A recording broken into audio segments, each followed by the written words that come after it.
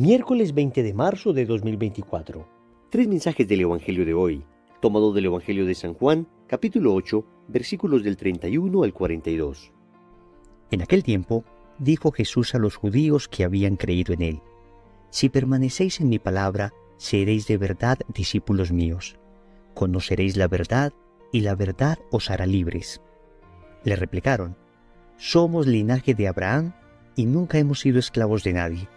¿Cómo dices tú, seréis libres? Jesús les contestó: en verdad os digo, todo el que comete pecado es esclavo. El esclavo no se queda en la casa para siempre, el Hijo se queda para siempre. Y si el Hijo os hace libres, seréis realmente libres. Ya sé que sois linaje de Abraham, sin embargo, tratáis de matarme, porque mi palabra no cala en vosotros. Yo hablo de lo que he visto junto a mi Padre, pero vosotros hacéis lo que le habéis oído a vuestro padre. Ellos replicaron: Nuestro padre es Abraham. Jesús les dijo: Si fuerais hijos de Abraham, haríais lo que hizo Abraham. Sin embargo, tratáis de matarme a mí, que os he hablado de la verdad que le escuché a Dios, y eso no lo hizo Abraham. Vosotros hacéis lo que hace vuestro padre. Le replicaron: Nosotros no somos hijos de prostitución, tenemos un solo Padre, Dios. Jesús les contestó: Si Dios fuera vuestro Padre, me amaríais, porque yo salí de Dios y he venido. Pues no he venido por mi cuenta, sino que Él me envió. Palabra del Señor, gloria a ti, Señor Jesús. El Evangelio nos presenta la doble filiación que se puede tener. O se es hijo de Dios, o se es hijo del demonio. Es una batalla que el Señor trazó desde el inicio de la creación. En Génesis capítulo 3, versículo 15, el Señor dividió los bandos en dos: los hijos de la mujer y los hijos de la serpiente. Pondré enemistad entre ti y la mujer, le dijo Dios a la serpiente, entre su linaje y el tuyo. Ella te aplastará la cabeza mientras tú tratarás de herir su talón. Ese linaje de la mujer, del que viene Cristo, es el linaje que tiene a Dios como Padre. El linaje de la serpiente es el que tiene a Satanás como padre. Vamos a reflexionar tres mensajes de este Evangelio.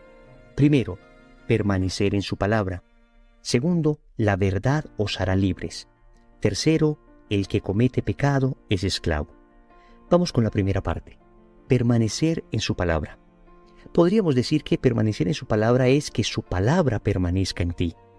Para ser verdaderos discípulos de Cristo es necesario que la palabra de Cristo permanezca en nosotros. Es fácil decir que nosotros amamos a Cristo, que somos sus discípulos, que le seguimos, pero el Señor ha dicho con toda claridad que es necesario que su palabra esté en aquellos que de verdad quieren ser sus discípulos. Y lo dice de manera absolutamente radical en el Evangelio de Juan, en el capítulo 14, versículos 23 y 24.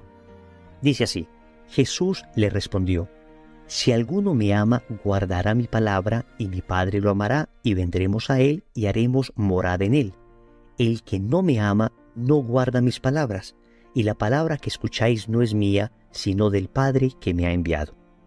Entonces, puede decir uno que ama a Dios, y que sus gestos, acciones, palabras, comportamientos y su vida está dirigida completamente a Dios, como si fuera Él la opción fundamental. Pero luego, la realidad puede decir otra cosa. No solamente amo a Dios con mis palabras, fundamentalmente lo hago obedeciendo su palabra, es decir, haciendo que esa palabra de Dios permanezca en mí. ¿De qué me sirve entonces querer mucho a Dios, decir que le amo mucho, tener estampitas de la Virgen, mostrarme como muy católico, si luego no me he esforzado por salir del pecado?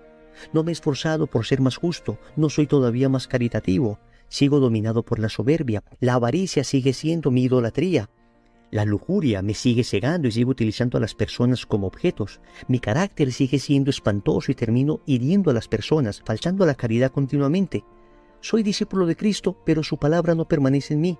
Entonces no le amo de verdad. Es una exhortación, y la exhortación es clara. La coherencia. Digo amar a Dios, entonces a esforzarme porque su palabra permanezca en mí, a esforzarme por cumplir lo que Él me ha enseñado. Las bienaventuranzas, los 10 mandamientos, lo que me ha mostrado con su ejemplo. Segundo, la verdad os hará libres. Señores, hoy todo el mundo quiere ser libre. se habla de la libre expresión, del libre desarrollo de la personalidad, de que cualquiera es libre de hacer lo que quiera. Pero en realidad nosotros creemos que lo que nos hace libre es la libertad, y por eso se busca la libertad como un fin en sí mismo. El Señor dijo, la verdad os hará libres, no dijo que la libertad os hará libres. ¿Esto qué significa? Que la libertad es una consecuencia de la verdad. Nosotros no buscamos la libertad por sí misma, sino que la libertad se encuentra cuando encontramos la verdad. ¿Y qué es la verdad? En realidad la pregunta correcta es, ¿quién es la verdad? Jesús mismo, en el Evangelio de Juan capítulo 14, versículo 6, dijo, yo soy el camino, la verdad y la vida. La verdad para nosotros entonces no es una idea. La verdad para nosotros no es un concepto. La verdad para nosotros no es una filosofía. La verdad es una persona. Cristo es la verdad. La verdad os hará libres podría traducirse en Cristo os hará libres. Pero por supuesto que la verdad de Cristo se expresa tanto en palabras como en obras.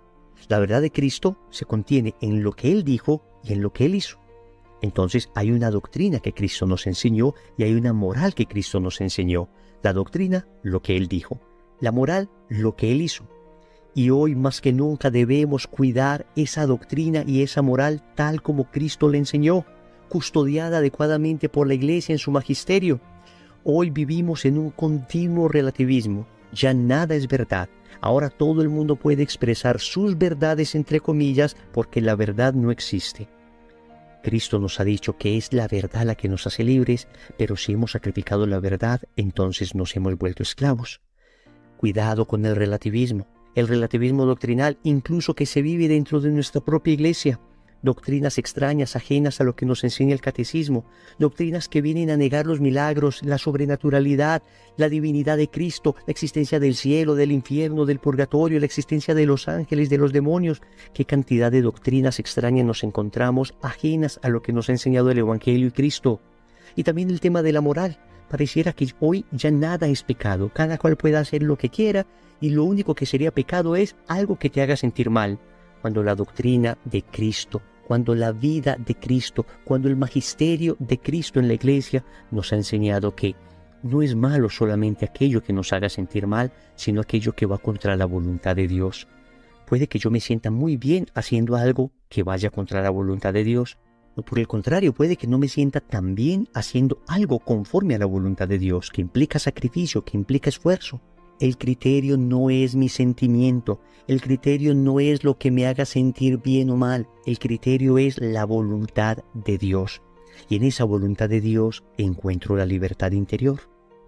Tercero, el que comete pecado es esclavo. Repito, hoy todo el mundo quiere ser libre. El mundo te enseña que el pecado te hace libre, pero la realidad enseña lo contrario. Todo pecado engendra vicio y todo vicio esclaviza. Yo conozco esclavos del licor, esclavos de las drogas, esclavos de la avaricia, conozco esclavos de su propio temperamento, conozco esclavos del sexo desenfrenado, esclavos de la pornografía, conozco esclavos del pecado, pero yo no conozco esclavos de la virtud.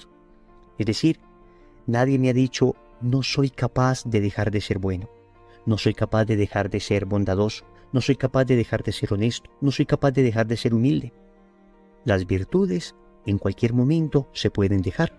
Yo tomo la decisión de no seguir siendo bueno y nadie me obliga a mí a seguir siendo bueno, porque todo lo de Dios es libre.